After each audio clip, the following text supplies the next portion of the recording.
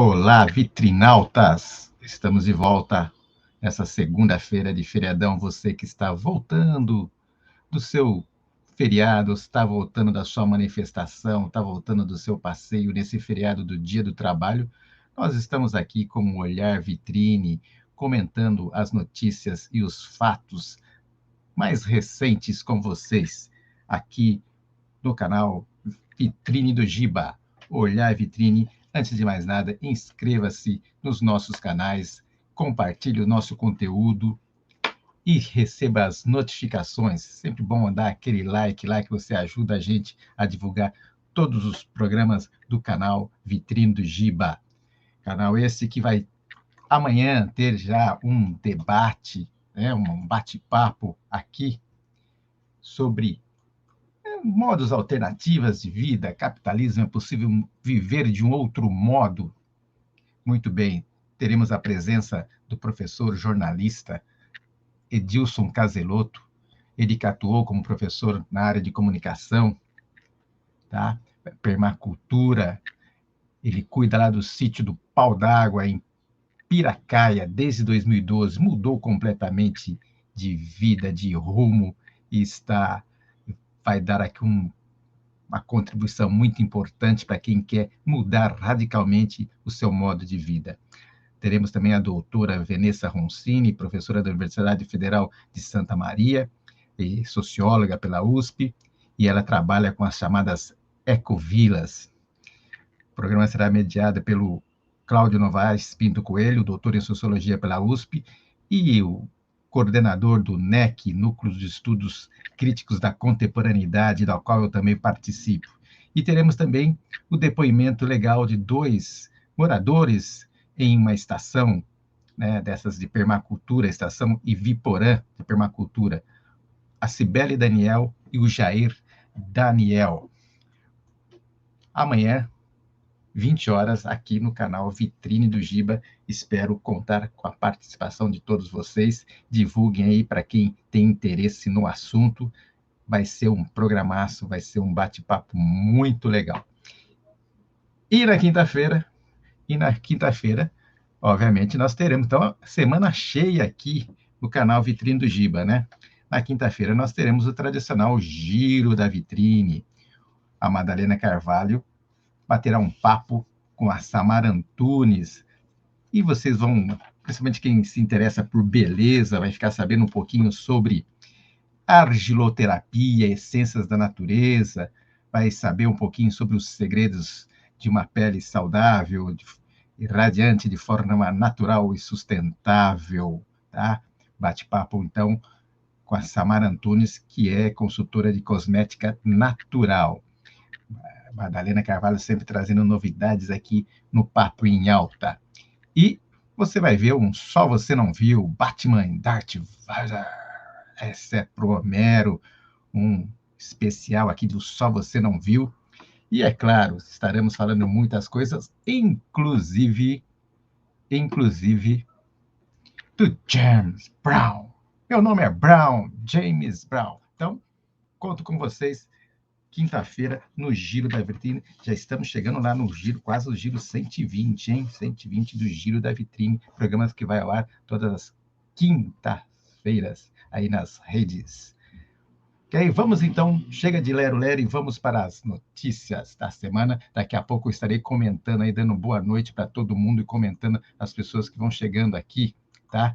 Vou dar um tempo aí para bater um papo e conversar e dar um oi para todos que estiverem se comunicando pelo chat. Aliás, você que está chegando pode se comunicar pelo chat ou pelo WhatsApp 5511-94591-1084, que é o GibaZap, o e-mail vitrinedogiba@gmail.com. Inscreva-se no nosso canal do YouTube, assine o sino de notificações e inscreva-se também em todos os outros canais que nós estamos presentes, né? Twitter, todas as redes sociais aí. Beleza? Então, é isso aí. Bom, vamos começar com uma notícia rápida aqui sobre o que está polêmica, né? A polêmica que é a chamada projeto de lei contra fake news. Está girando uma polêmica muito grande. A Câmara Federal está acelerando o processo de votação contra, né, dessa lei contra a fake news, mas está dando muita confusão, né?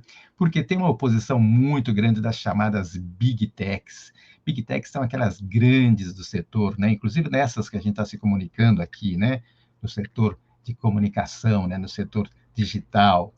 Vamos dar nome aos bois, Google, Twitter, etc, etc e tal, né?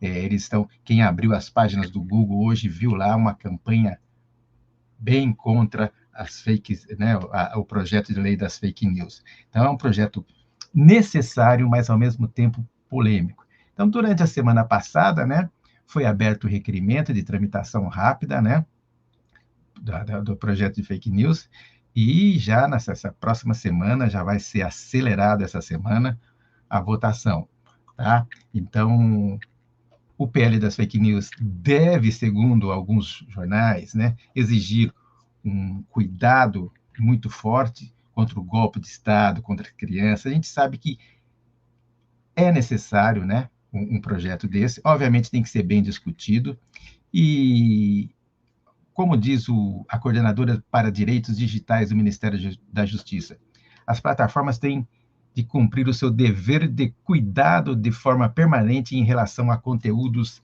ilegais. Nós vimos esse debate já, nós fizemos várias vezes aqui. A gente sabe como é que foi a disseminação de fake news, como é feita a disseminação de fake news no país. Então, a gente precisa ter um certo controle contra essa questão, né?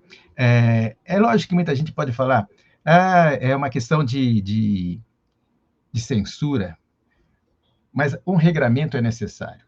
Essas mesmas pessoas, às vezes, que falam que a censura, por exemplo, que vão lá no Congresso e falam, estão censurando, vai no seu estado e faz censura, por exemplo, como aconteceu lá em Goiás, censura um livro no vestibular do estado, né? Então, assim, é complicado. Então, assim, todos nós sabemos que nós vivemos de leis e de regramentos. Se tudo pudesse, se tudo fosse aberto, não tivesse censura de nada, onde nós estaríamos? A questão não é censura pela censura, é regramento, né? E tem muitos casos aí que a gente já debateu aqui, já debatemos no Giro, de como é complexo, né? Nós tivemos vários exemplos da complexidade desse assunto, de como é necessário, sim, ter um regramento nessa questão das fake news, né? Das fake news. Então, vocês viram aí uma presença muito forte, um debate muito forte, e é muito também falas desconexas, complicadas, que a gente tem que tomar um certo cuidado, tá? Muito bem. Olha só, uma outra questão, veja bem, senhores, esse aqui é um programa que vai também ao ar como um podcast, então, assim, a gente mais fala, às vezes eu boto algumas imagens aqui, eu nem me refiro a essa imagem para não ter problema aí, para as pessoas que estão, só me serve aqui de referência para quem está assistindo, para quem está vendo, né, que eu possa me comunicar, tá? Mas a essência aqui é a fala, é o diálogo entre Olhar Vitrine e vocês, tá? Bom, fechando então, né? O Congresso, essa semana, então a gente vai voltar com certeza na próxima semana para falar sobre o desenrolar da PL das fake news, tá? Que o texto deve ser votado aí, o mais rápido possível, mas a gente vai ter ainda muita complicação. Na Twitter está contra, Google está contra. Vamos acompanhar isso com a devida atenção.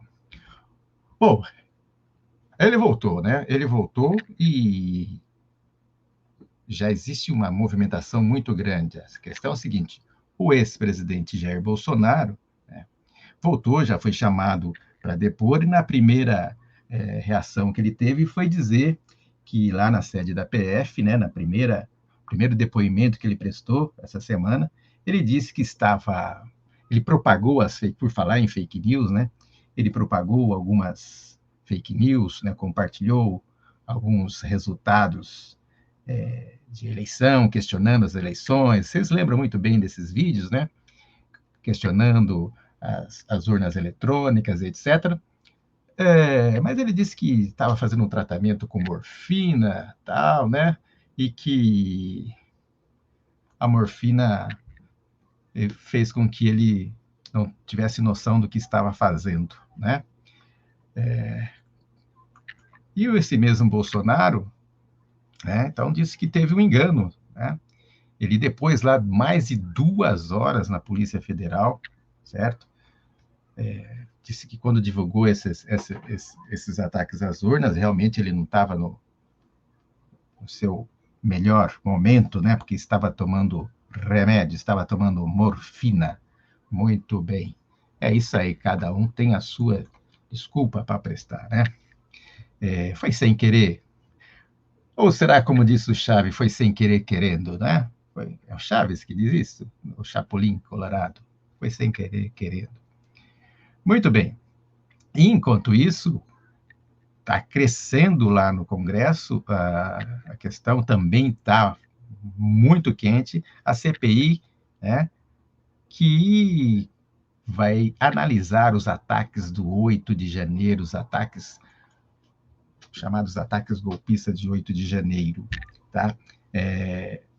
Há uma polêmica, primeiro o governo não queria essa CPI, depois do vazamento dos vídeos com o coronel da GSI lá presente no local, um período após a invasão, o próprio governo resolveu abrir também a CPI, participar da CPI.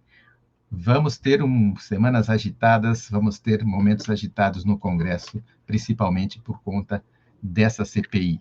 Tá? Vai ser realmente um momento muito quente e gostoso para a gente ver, ouvir e analisar. Tá? Essa CPI promete muito. A CPI, que a gente falava aí, que é a CPI do golpe, né? A CPI dos ataques golpistas, tá? Estão lá o Planalto e os bolsonaristas definindo quem vai ser os titulares, né, para disputar a repercussão dos trabalhos, quem vai ser os relatores, uma disputa para quem vai ser o relator, etc. E a gente terá uma definição o mais breve possível disso tudo. Tá bom? Então é isso, ó. Essa semana rolou 8 ataque de 8 de janeiro, a volta do Bolsonaro, que hoje já estava, né, todo pirilampo por aí, já foi recebido pelo povo no interior do estado de São Paulo, tá? E também tivemos a notícia da professora Michele, né? A Michele disse que admitiu, depois de vai e vem, admitiu ter recebido um segundo pacote de joias que entrou ilegalmente. Não é aqueles que a gente já mostrou, não, são outros pacotes de joia, tá? Era um kit que ela recebeu, tá? Um kit de joias que incluía relógio, caneta, abotoaduras, anel, um tipo de rosário, todos da marca suíça de diamante Chopin, avaliado em cerca de 2,5 milhões de reais. Bom dinheiro, né? Então, uma servidora que era coordenadora do gabinete afirmou, então, que ela recebeu esses itens em 29 de novembro de 2022, tá? 2022. Muito bem. Ainda continua, então, a polêmica aí sobre as joias, sobre o recebimento de brindes, né, dos governos, e tem muitas explicações ainda para serem dadas, né? Para serem dadas. Por todos, né, por todos. Há uma questão muito interessante que é difícil o Estadão publicar algum tipo de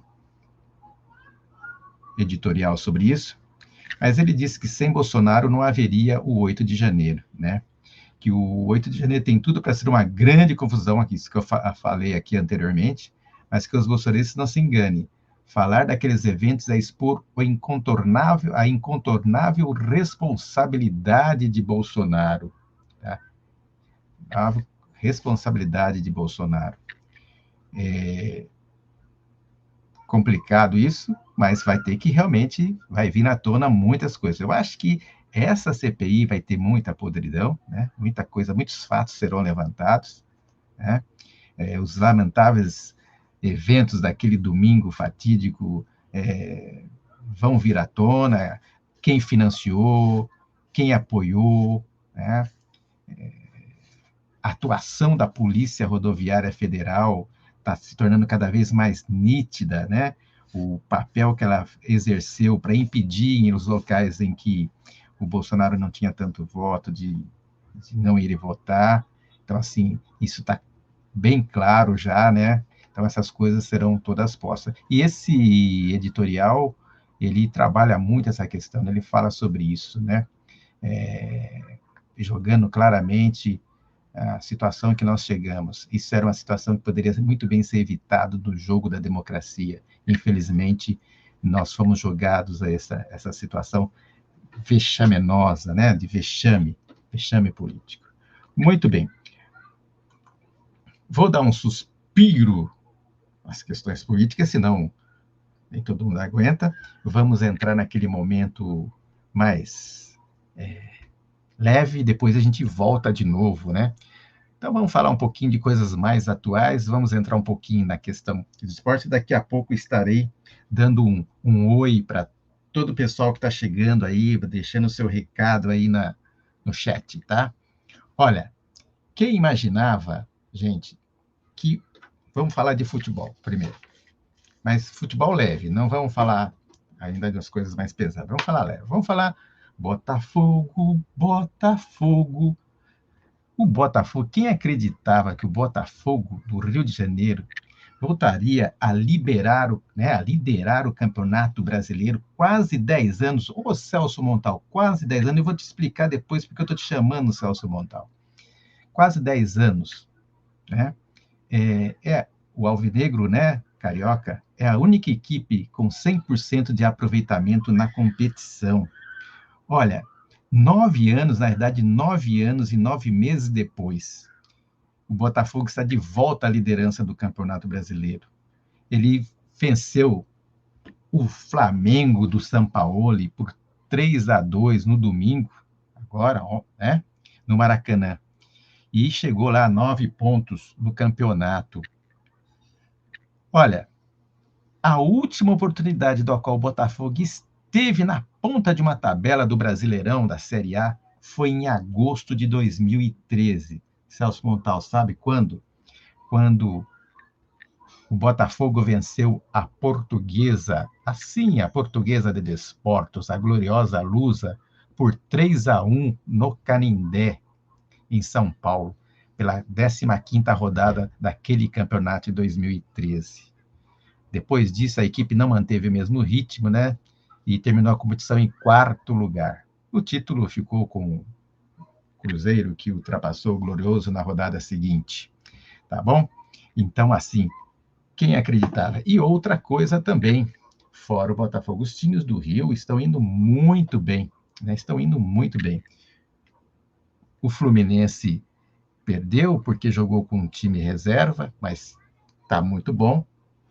O Vasco está mais ou menos, e o Flamengo ainda vai ficar melhor, o São Paulo ainda vai impor o seu estilo de jogo lá, eu tenho certeza disso. Mas vamos falar do Corinthians.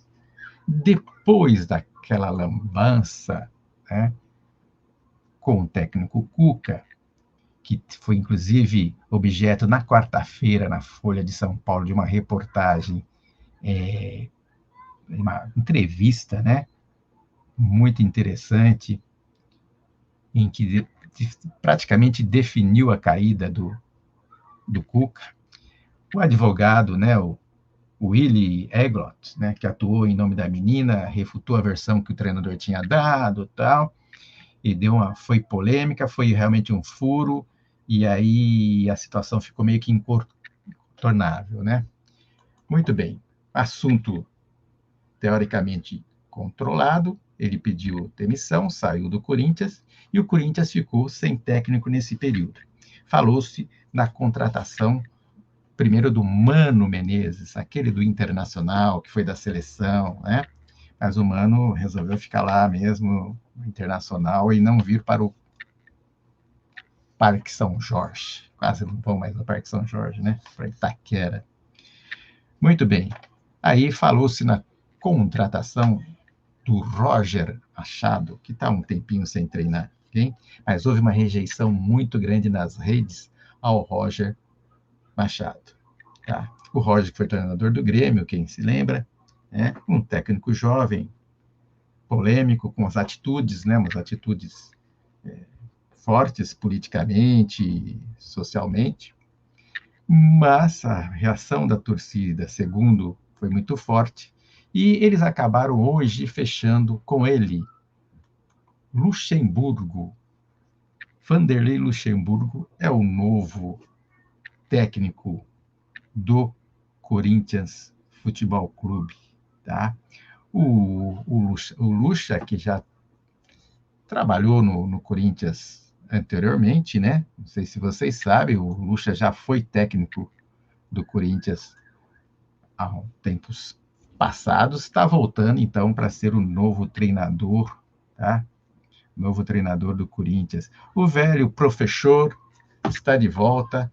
Eu não sei se foi uma aposta boa ou não, mas o professor que estava quase um ano parado volta para o Corinthians. Ele que estava doido para trabalhar, ele estava esperando um convite do São Paulo, né? Porque daí ele completaria os 4 times de São Paulo, né, como treinador.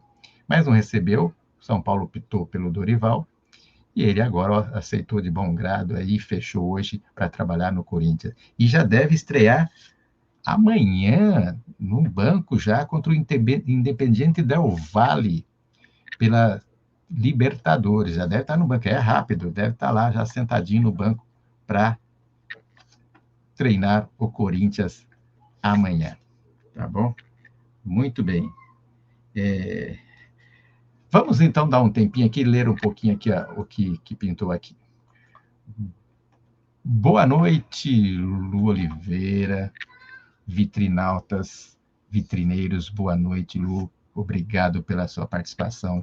Boa noite, ele, Celso Montal. Bom dia, boa noite, bom dia. O único torcedor da Luz aqui do pedaço que eu conheço. Ao Paulo Caça, o santista mais corintiano que eu conheço na vida. Ótima semana aos vitrineiros de plantão. Ele que está lá, ele curte o Santos, mas está por dentro de tudo que acontece no Corinthians. Ele conhece tudo sobre o Corinthians, o Paulo Castro. Tá? E o Celso Montal pergunta se já puxaram a capivara do Luxemburgo. Ó, não sei. É um técnico polêmico também, né? Mas acho que com menos problemas recentes do que o Luxemburgo. O Luxemburgo tem uns casos lá atrás, né, muito bem passado, mas, pelo que eu sei, não incorreu em crime. Tem as questões de jogos, mas aí a gente... é outra coisa do seu pessoal. Bom, vamos para o primeiro... A semana passada, eu publiquei aqui um equívoco, alguma coisa do meu querido Cris, né, sobre uma matéria, mas hoje ele vai falar de novo sobre as redes sociais para adolescentes. De fato, hoje, de fato, vai falar sobre as redes sociais para adolescentes e nós vamos ouvir um pouquinho o que ele tem para dizer. Boa noite, amigos ligados aqui no Olhar Vitrine. Tudo bem? Espero que sim. Bem, pessoal, hoje eu trago um assunto aqui bastante complexo, que eu me baseei aqui lendo a coluna do John Bernie Murdoch da Folha de São Paulo. Ele é autor lá, colunista do Financial Times. Bom, pessoal, qual é o tema que ele traz? Smartphone e os adolescentes. A saúde mental dos adolescentes. Ele diz ali que, segundo pesquisas tanto nos Estados Unidos como na Europa, os adolescentes que usam muita tela, muita rede social, se declaram infelizes. O número de infelizes e com a autoestima baixa dobrou de 2010 para 2020. E um dos motivos que ele fala é o uso do smartphone que se popularizou entre esses anos. Pois bem, Murdoch fala muito da parte social e eu concordo. E também quero que você deixe o seu comentário aqui no canal, dizendo se você concorda ou não. O uso de smartphone e rede social conectou as pessoas, né? Colocou as pessoas para conversar. Então você pode estar lá conversando com um monte de pessoas, porém falta muito aquele aquela relação interpessoal de encontrar, de fazer outras atividades. Hoje em dia você não vê pessoas assim, adolescentes muito vai no cinema, vai no eles estão conectados. Eles gostam de ficar conectados nas redes sociais, tira foto, faz dancinha, etc e tal. Bom, as opções que o Murdoch ali fala diante disso é a conscientização, né, de educar os pais e os adolescentes. Ele não acha que é muito otimista isso, porque tem a conscientização contra o vício, contra as drogas, e a gente sabe que o número aí de pessoas drogadas é bem alto, né? Então ele acredita que não seja tão eficaz, apesar que precisa ser feito, né? Os pais serem educados para passar as mensagens para os adolescentes. Eu acho, a minha opinião, que você deve restringir às vezes as redes sociais nos adolescentes, os jogos e colocar atividades de na rua, nos parques, colocar atividades que chamem os amigos, né, para conversar, ter aquele relacionamento mais presencial, mais presente, mais, é, como diz aí, né, tete a tete, para eles saírem um pouco das telas, que realmente, quando há um exagero, é prejudicial. Um outro ponto que Murdoch fala é sobre desconectar lentamente, ou seja, existem algumas pesquisas que falam que quando a pessoa vai desconectando lentamente, ela para de usar aquilo. Isso é uma verdade, apesar da necessidade das pessoas estarem olhando, né, o Instagram, o Facebook, o Twitter, mas quando você vai tirando o hábito ali de você fazer algo, você acaba deixando para lá, usando menos, etc. Um outro ponto que eu acho também importante é a regulamentação, ou seja, os aplicativos limitarem as idades, limitarem a, o acesso, né, de muito dos adolescentes, sei lá, uma restrição de números de vezes que entra, ou uma restrição de idade. A gente sabe que dá para burlar hoje, mas eu acho que com a inteligência artificial, talvez os aplicativos consigam aí perfilar, né, a pessoa que está usando, o que, que ela vê, o que, que ela é, posta, e aí você vai tentar ali identificar, né, se é um adolescente, se a idade que foi declarada é verdadeira, dá para fazer isso. Eu acho que dá para fazer uma pesquisa, dá para fazer um trabalho em cima disso. Bom, a regulamentação é um pouco complicada, depende do país e tal, mas existe. E isso é, pode ser melhor aplicado. Bom, pessoal, é isso. Deixe o seu comentário aí. Siga-nos aqui no canal Mil na Vitrine. Um abraço a todos. É isso aí. É uma questão muito complicada a utilização das redes, né?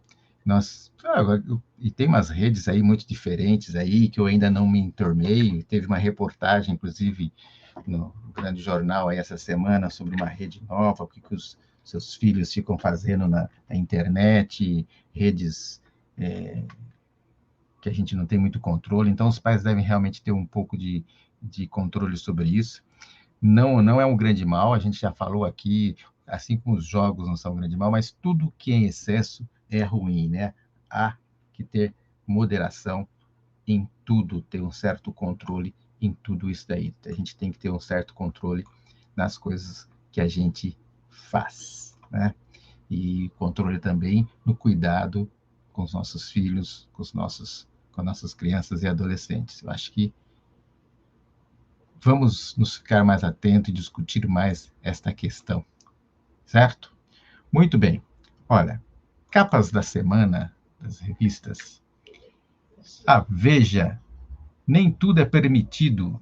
Está justamente falando sobre que é uma coisa que se conecta com esse último que o Cris nos falou, com esse papo, que é a questão das redes, né, da violência, das redes, o que a gente tem que tomar cuidado, né, o que a gente deve evitar, né? A Veja está trazendo uma capa muito interessante aí, justamente sobre este assunto, de fato, polêmico, vamos dizer assim, né? Polêmico, mas que a gente tem que tomar cuidado, né? A gente tem lá uma rede de neonazistas, de pessoas que não estão querendo usar a rede a favor da democracia, então a gente tem que tomar um cuidado enorme com isso, e a gente tem que estar atento ao que as nossas crianças, que o pessoal está fazendo, né? Então, os conteúdos das redes, cuidado com os conteúdos, com o que é consumido. Então, tem isso, ó, nem tudo é permitido. Então, essa é a capa da revista Veja dessa semana, tá? Que merece ser lida, tá? Por todos. E a outra do lado é a Isto É, que traz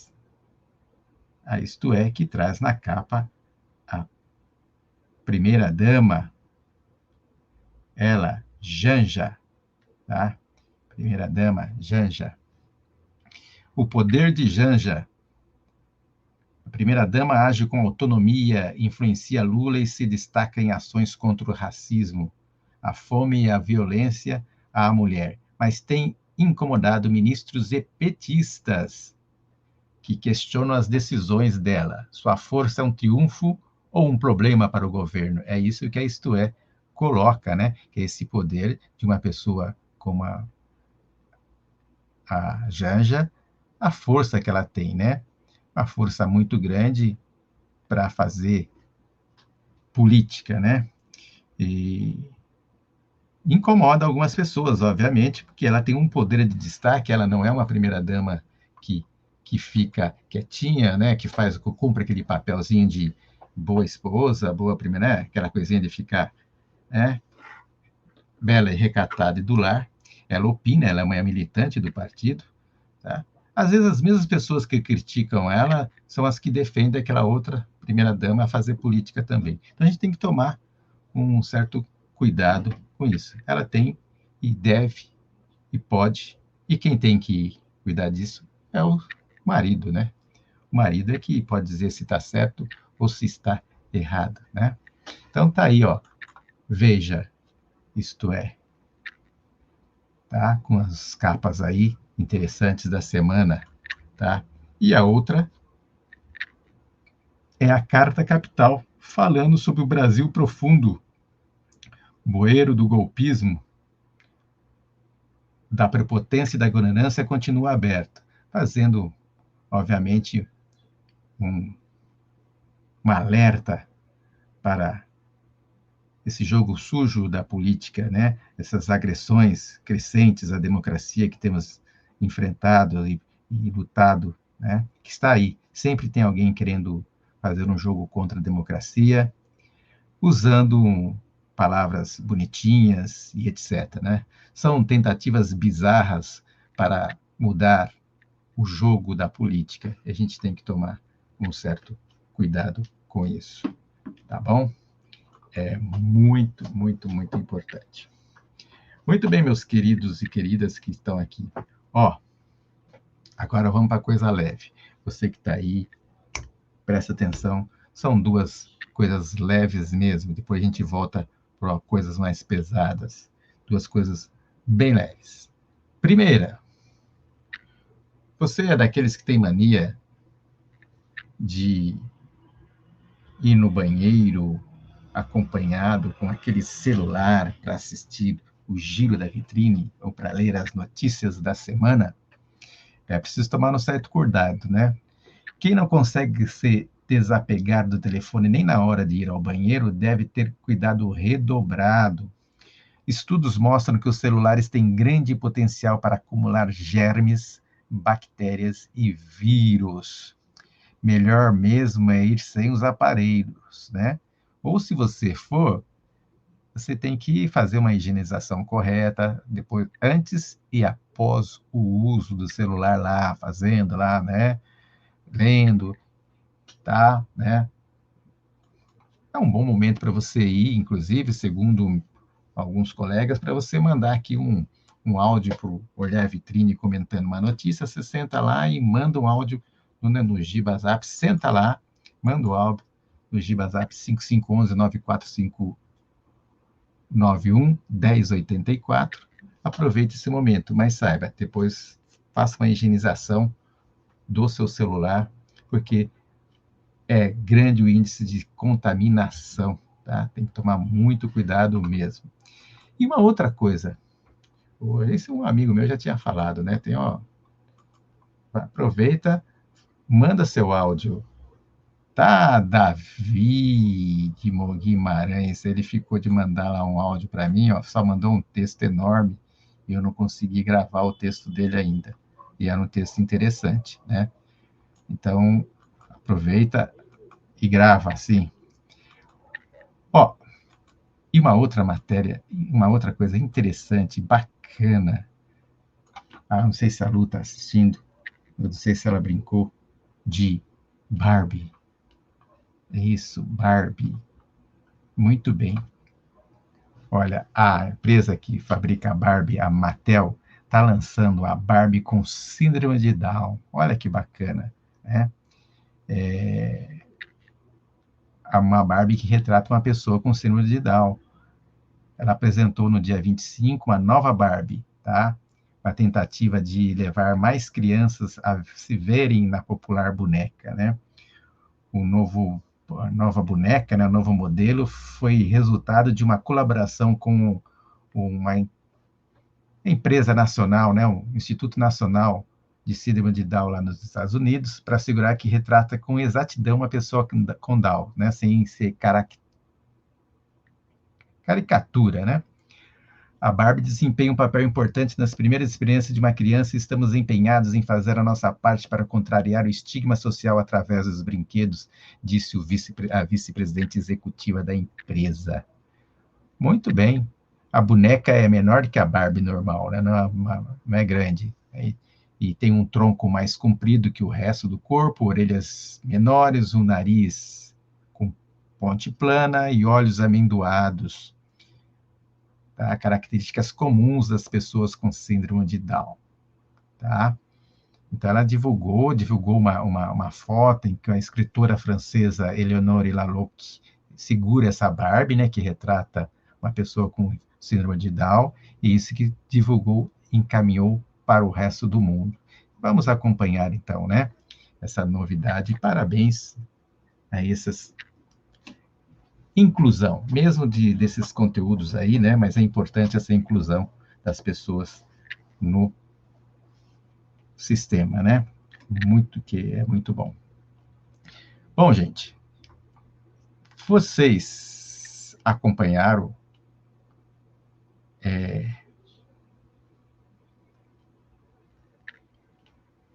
o pronunciamento hoje, né, em rede nacional do presidente?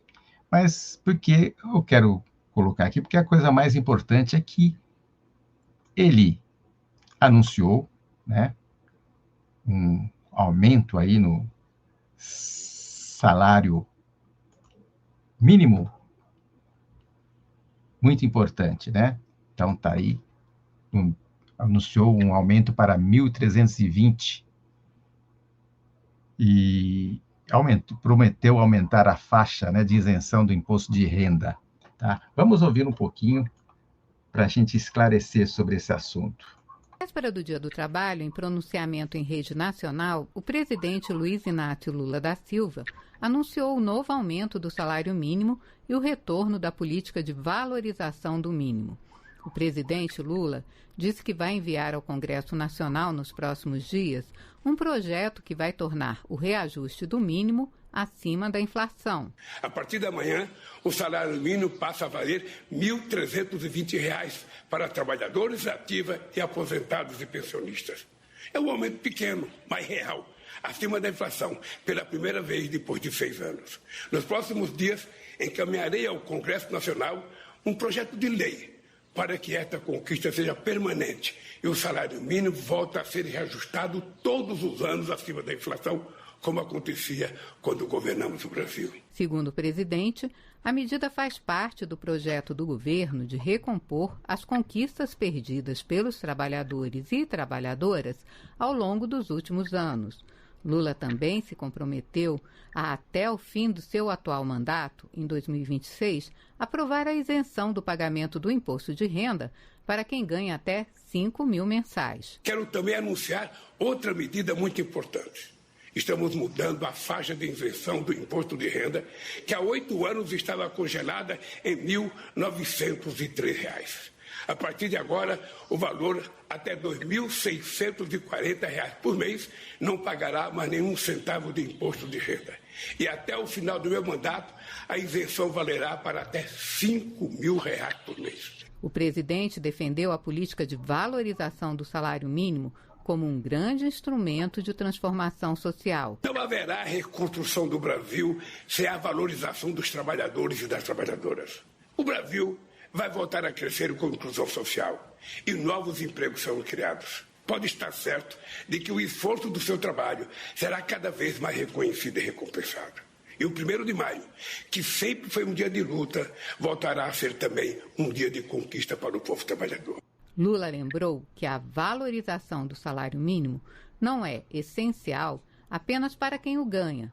Com mais dinheiro em circulação, as vendas do comércio aumentam, a indústria produz mais, a roda da economia volta a girar e novos empregos são criados. Com informações da Agência Brasil, Ana Lúcia Caldas. Muito bem. Então, está aí o aumento do salário mínimo e alguns governadores, obviamente, já estão navegando nessa linha e quem pode faz o seu salário mínimo regional um pouquinho maior, como é o caso do governador aqui do estado de São Paulo, que está anunciando um salário mínimo um pouquinho superior a esse divulgado pelo presidente, né? É que a gente fala, né? É importante sempre que haja um aumento mesmo do salário mínimo, tá? Acho que vale a pena. Tem muitas polêmicas, tem diz que aumenta, que não é legal aumentar muito, porque pode aumentar a pressão sobre as empresas não têm como pagar, aquela polêmica de sempre, tá? Mas a gente tem que valorizar, sim, o salário mínimo desse país, tá? Olha, o Diário de São Paulo, da quarta-feira, anunciou que o governo de São Paulo, anunciou que vai apoiar a reforma tributária, aquela que a gente já veio falando aqui em várias edições passadas, né? Que é prioritária aí do governo Lula para o 1º ano, que é a reforma tributária. Muito bem. E uma coisa que me chamou a atenção foi a proibição em São Paulo da circulação dos triciclos elétricos conhecidos como tuk-tuks. A empresa que já tinha começado a operar na cidade de São Paulo, né, no dia 13 de abril, foi obrigada a parar, né, e está acionando, né, provavelmente vai acionar a justiça contra o veto da prefeitura de que proibiu a circulação desses triciclos elétricos, tá? Os tuk-tuks. Seria mais uma alternativa de transporte para essa cidade que tem um transporte tão horrível, né? Tão caótico, mas infelizmente não girou. Internacional. Estamos aí chegando quase ao nosso final de hoje. Um dos destaques que eu tomei é do Joe Biden, que quer mais 4 anos no poder. O presidente dos Estados Unidos, num vídeo divulgado na rede social, confirmou a candidatura à reeleição em 7 de novembro de 2024, onde ele disse que promete terminar o trabalho que ele iniciou e cita riscos às liberdades, aos direitos individuais, por isso que ele está saindo novamente candidato, né? Obviamente, os republicanos não gostaram disso, né? Mas o Biden disse que vai terminar o seu trabalho que iniciou, tá? E que aos 80 anos, né, o presidente democrata, disse que as liberdades individuais nos Estados Unidos estão em risco, e o que ele faz é uma batalha pela alma dos Estados Unidos. Ah, muito bem, essa daí é importante, né? O problema é que isso aí vai servir de espelho para outros, né, que vão querer também ser candidatos, se tudo correr bem, né? Essa que é a questão, né? Serve de espelho também para outros que estão há mais tempo no poder ou que queiram a reeleição. Chegando quase aqui na nossa reta final, faltando mais alguns minutinhos, tem um comentário sobre a regulamentação do CRIS, sobre a regulamentação, tá, das inteligências artificiais, que nós vamos ouvir agora. Amigos ligados aqui no Olhar Vitrine, tudo bem? Espero que sim. Bem, hoje eu venho comentar com vocês sobre a regulamentação que está começando no Senado da inteligência artificial, o seu uso e a sua implementação. Pois bem, como é confuso sempre, os senadores estão ali em um pouco de conflito para começar os projetos de lei. Tanto que tem dois. Um é encabeçado pelo Rodrigo Pacheco, através do Eduardo Gomes, que está realizando estudos, realizando comissões ali para trabalhar, para tentar implementar as leis. Está falando com juristas e etc. Do outro lado, nós temos o presidente da Comissão de Ciência e Tecnologia, o Viana, que está trabalhando em paralelo em outro projeto de lei. Ou seja, eles não estão se conversando, eles estão fazendo cada um no seu grupo. Porém, no final das contas, eles vão ter que equalizar os dois projetos para fazer um único projeto. Essa é a ideia final dessa implementação, esse estudo, esse projeto de lei. Porém, ainda eles estão trabalhando em paralelo, tá certo? O Gomes diz que é importante a União, apoiado pelo presidente do Senado e também pela Comissão de Ciência e Tecnologia, o que eu concordo, para trabalhar com juristas, pesquisadores, opinião pública, porém, querem acelerar o processo aí em 180 dias para tentar implementar e mexer no marco da internet para implementar essa nova proposta de lei. Tá bom? Então, galera, vamos ficar esperto. Se você tiver aí um senador que esteja participando desse projeto, cobre-o, vai atrás, mande mensagens nos e-mails do Senado, nos e-mails deles, dando a sua opinião, compartilhando a sua informação. E claro, aqui no nosso canal, vamos estar acompanhando esse tema, que é importantíssimo para a gente saber o que está acontecendo no mercado de inteligência artificial, né? Além da tecnologia, como que será esse marco, como que será essa implementação. Deixe seu comentário aqui no canal, inscreva-se e até a próxima. Olha, nós vamos ainda discutir muito aqui no canal Vitrine do Gibe essa questão, principalmente no programa Conexão Vitrine, porque o avanço que é importante da inteligência artificial, obviamente, destrói postos de trabalho, a gente já discutiu, mas vamos aprofundar isso, né? Destrói postos de trabalho, e provoca uma revolução aí no mundo do trabalho. Então, nós temos que acompanhar isso com cuidado, tá? Vamos fazer um Conexão Vitrine especial para discutir essa questão.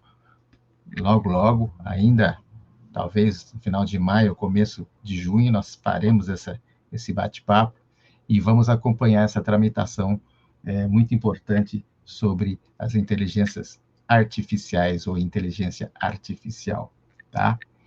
Quase chegando ao fim, eu quero fazer vou passar uma matéria, mas quero fazer um comentário. Há 6 meses do fim do prazo, né, para a nova carteira de identidade nacional, tá? Poucos estados aderiram. E o estado de São Paulo, por exemplo, que é um estado grande, ainda não aderiu, faltando 6 meses, né, para terminar esse prazo.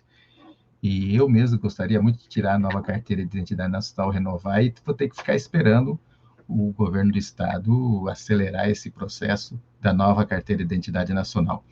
É uma carteira unificada, né, que já veio desde o governo passado e que está sendo implementado, né, e que é importantíssimo isso, né. Vamos ver um pouquinho sobre essa do Amazonas e saber um pouquinho mais do que é essa carteira de identidade nacional. 6 meses para o fim do prazo, o estado do Amazonas também passou a emitir a nova carteira de identidade nacional. Assim, o estado se soma à lista dos que já contam com o novo formato, que são Acre, Alagoas, Goiás, Mato Grosso, Minas Gerais, Pernambuco, Piauí, Paraná, Rio de Janeiro, Rio Grande do Sul e Santa Catarina. Com a nova versão da identidade, o documento passa a ser nacional e a utilizar o CPF como número único. Assim, os RGs por estado deixam de existir e o número de fraudes deve reduzir, segundo a expectativa do governo. Até abril, mais de 460 mil identidades foram emitidas nos novos formatos, de acordo com o Ministério da Gestão e Inovação. Quem vai emitir a nova identidade nesses estados precisa agendar o atendimento no site da Secretaria de Segurança Pública Estadual. O documento físico é feito em papel e plástico e vale em todo o país. Com ele, também é possível emitir a versão digital no site gov.br, o que já foi feito por 330 mil pessoas. A nova identidade nacional apresenta ainda um QR Code para comprovar que se trata de um documento original ou para saber se foi furtada ou extraviada. Além do número nacional, que vai ser o CPF, o documento traz um código de padrão internacional chamado MRZ, utilizado em passaportes, o que o torna ainda um documento de viagem em alguns países. Em março deste ano, o governo prorrogou o prazo para as unidades da federação oferecerem a nova identidade. Com isso, os 14 estados, mais o Distrito Federal, que ainda não emitem a nova versão da identidade nacional, têm até 6 de novembro para isso. Da Rádio Nacional em Brasília, Sayonara Moreno. Tá aí, eu estou no aguardo, então, dessa nova carteira, que não sai de jeito nenhum aqui no estado, mas que em outros estados aí já está saindo. Quero ver essa novidade ser implantada o mais rápido possível. Eu quero fazer uma retificação na questão que eu falei do CRIS, né, da matéria sobre tecnologia e inteligência artificial e desemprego e tecnologia, né. Os especialistas avaliam os impactos do avanço da inteligência artificial sobre o mercado de trabalho, dizendo que vai ser muito forte, que o desemprego vai aumentar em alguns casos, tá? E 50% dos postos de trabalho, por exemplo, nos Estados Unidos e na Europa, poderá já ficar em risco, tá? Em risco.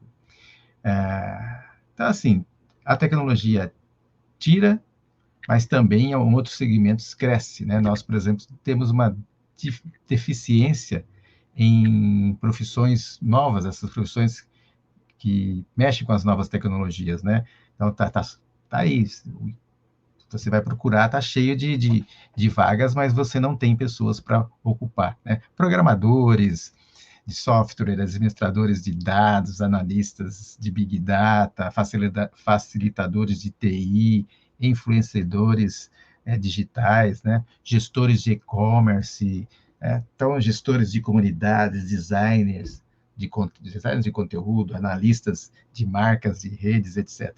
Então, novas que o pessoal precisa acelerar mais, principalmente os mais jovens, mas não é a galera mais que não consegue mais, que precisa se reciclar, porque senão vai ficar para trás, né? Essa que é a grande questão nessa questão da inteligência artificial, tá bom?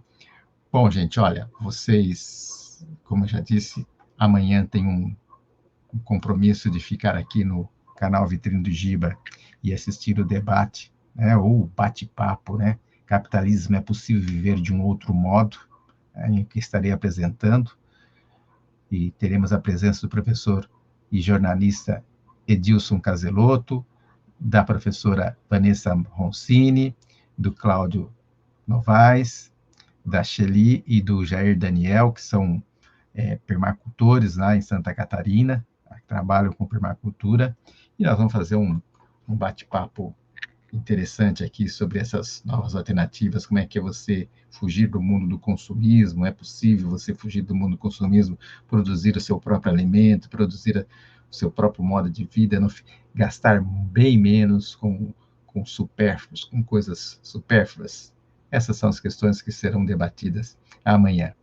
E obviamente, espero vocês no Giro da Vitrine, da quinta, dia 4, tá?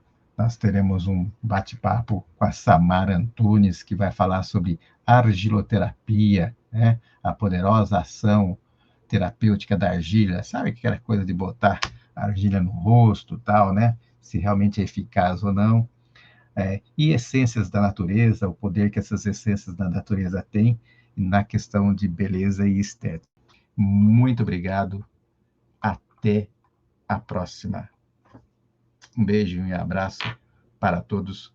Conto com vocês.